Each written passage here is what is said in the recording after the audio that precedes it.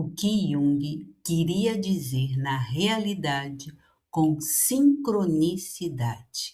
Muita gente acredita que sincronicidade é quando o universo manda um sinal. Porém, Jung estava falando de algo muito mais profundo. A verdadeira sincronicidade não acontece porque você desejou, porque você pensou, porque você se esforçou muito. Ela vai acontecer quando você está síncrone com o movimento da vida. Agora eu vou desenvolver sobre isso para que possa ficar mais compreensível. Vem comigo. Para que isso aconteça de verdade, é necessário estar em receptividade com o fluxo entre o dar e o receber. O verdadeiro império é interno. Não temos controle sobre quase nada que está externo a nós.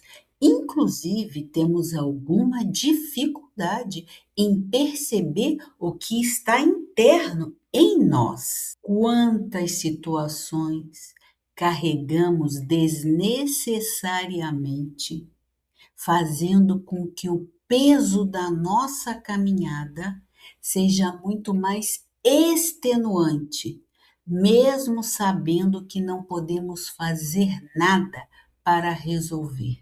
Jung dizia que aquilo que não tornamos consciente retorna como destino. E quantas vezes estamos achando que lutamos contra o mundo externos e, na verdade, estamos lutando contra o nosso mundo interno. As situações precisam partir do nosso centro, não do medo, da necessidade ou da vontade de controlar tudo. Porque quando nos afastamos do centro, perdemos a conexão com o caminho. O apego transforma toda dor em sofrimento.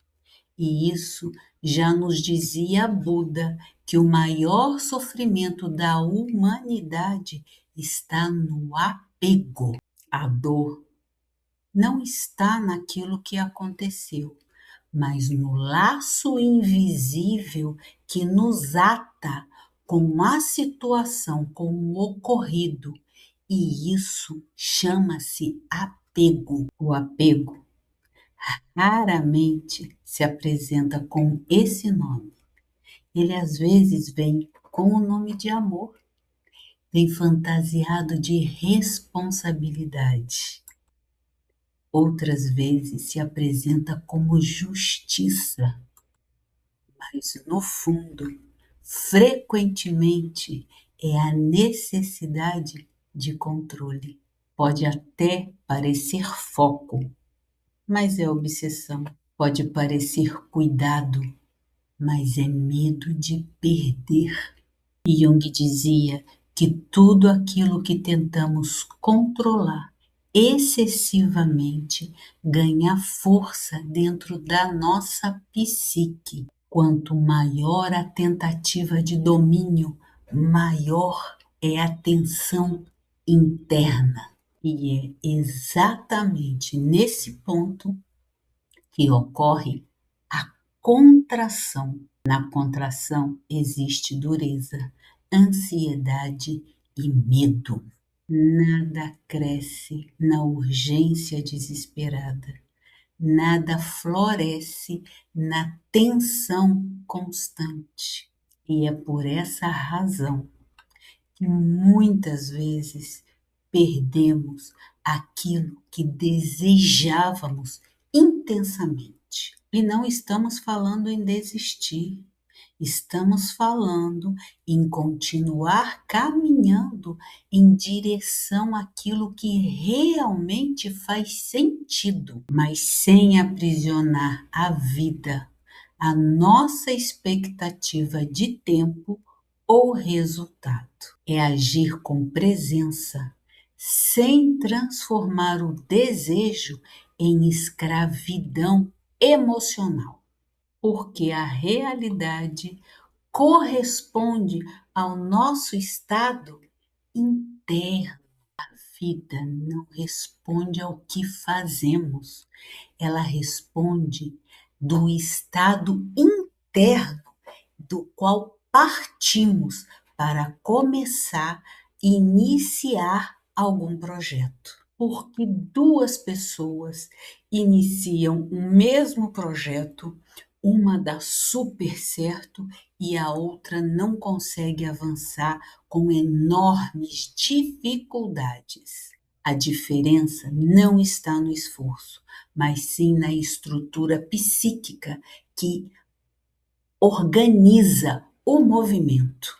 Uma age a partir da escassez e da sensação constante do medo e da incapacidade. Não é que a outra não sinta medo, mas ela consegue manter a confiança interna enquanto caminha e se desenvolve. A primeira entra em luta constante com a realidade.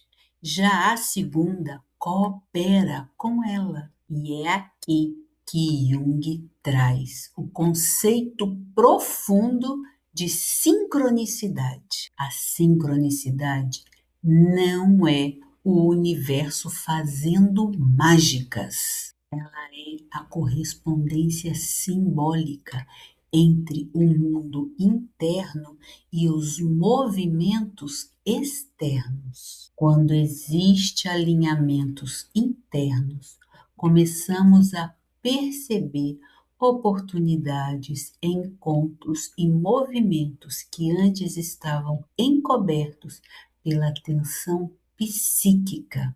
Só que para isso acontecer é preciso de integração.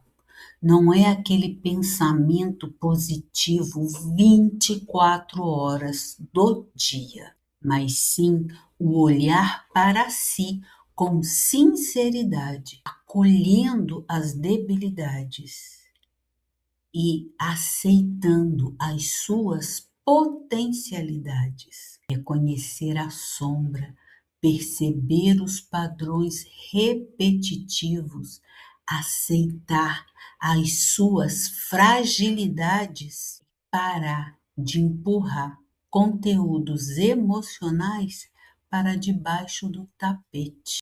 Esse movimento Jung chamava de individuação, que é o fato de você se reconhecer íntegro, verdadeiramente quem você é. A dúvida constante, a urgência, a necessidade, a escassez estão comunicando um estado de ameaça à psique. E uma mente ameaçada perde a criatividade e a capacidade de se organizar, além de perder clareza e direção. Por isso, antes de iniciar qualquer plano, talvez a pergunta mais importante seja: de qual estado interno eu estou me movendo? Porque quando a tensão diminui, tudo muda. Não o plano em si, mas a maneira como caminhamos dentro dele.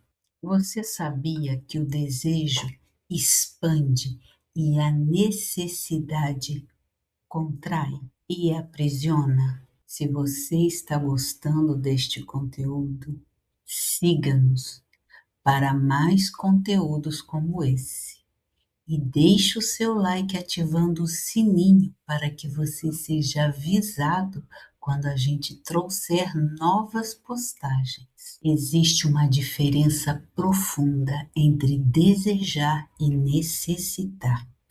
O desejo é uma força que traz criatividade, que traz expansão, que traz crescimento.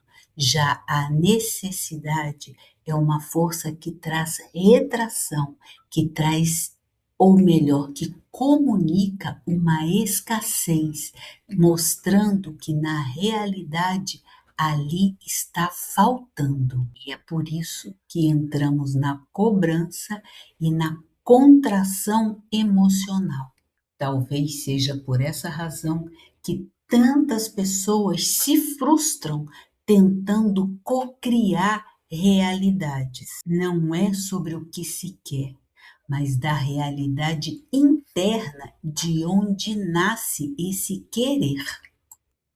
E Jung compreendia que aquilo que negamos em nós mesmos acaba sendo projetado para fora. Então, muitas vezes buscamos no mundo aquilo que ainda não temos condições de sustentar internamente. E é por isso que a pergunta não é o que você deseja.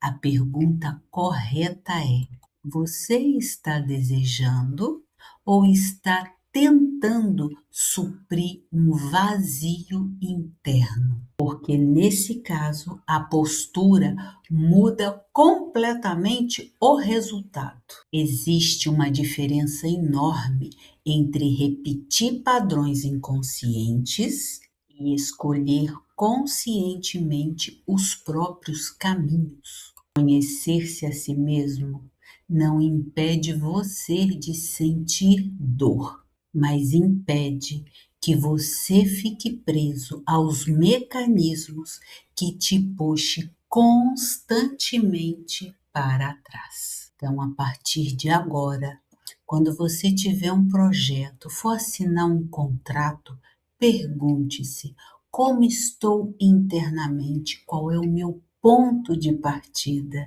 E eu desejo que você consiga realmente se realizar em todos os seus projetos de vida.